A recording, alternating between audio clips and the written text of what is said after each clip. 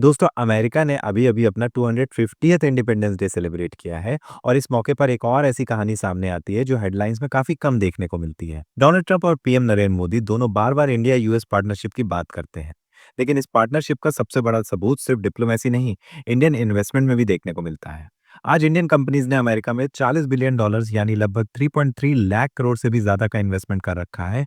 और सिर्फ पैसे ही नहीं, इन इन्वेस्टमेंट की वजह से 4,25,000 से ज्यादा अमेरिकन जॉब्स क्रिएट हुई हैं। जी हाँ, इंडियन कंपनीज आज अमेरिका के 50 स्टेट्स में मैन्युफैक्चरिंग, टेक, फार्मा और इंफ्रा सेक्टर्स में लोगों को रोजगार दे रही हैं। इसकी शुरुआत 1945 में हुई थी जब टाटा ग्रुप ने न्यूयॉर्क में अपना पहला ऑफिस खोला था।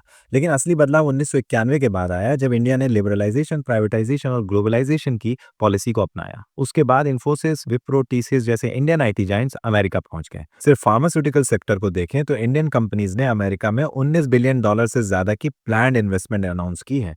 और हाल ही में सन फार्मा ने अमेरिकन फार्मा कंपनी ऑर्गेनॉन को 11.75 बिलियन डॉलर्स में एक्वायर करने का फैसला किया है। ये किसी भी इंडियन फार्मा कंपनी की अभी तक की सबसे बड़ी एक्विजिशन है। टेक सेक्टर में कोफोर्ज ने अमेरिकन एआई कंपनी एनकोरा को 2.35 बिलियन डॉलर्स में खरीदा है। टाटा मोटर्स ने Italian commercial vehicle maker Iveco को 4.45 बिलियन डॉलर्स में एक्वायर किया है। और सिर्फ 2026 की पहली क्वार्टर में ही इंडियन कंपनीज ने 56 आउटबाउंड डील्स जिनकी टोटल वैल्यू लगभग 4 बिलियन डॉलर्स थी, इनको कंप्लीट किया है। पिछले महीने सेलेक्ट यूएसए समिट में इंडियन कंपनीज ने अमेरिका में 20.5 बिलियन डॉलर्स की रिकॉर्ड इन्वेस्टमेंट कमिटमेंट्स भी अनाउंस की।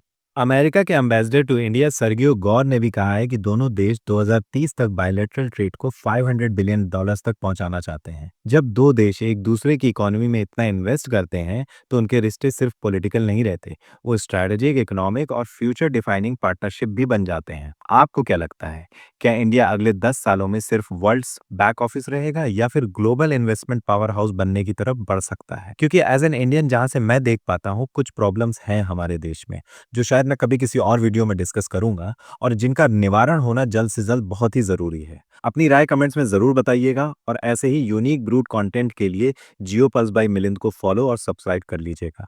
मिलते हैं अगले वीडियो में। चाओ चाओ, बाय बाय, राम राम।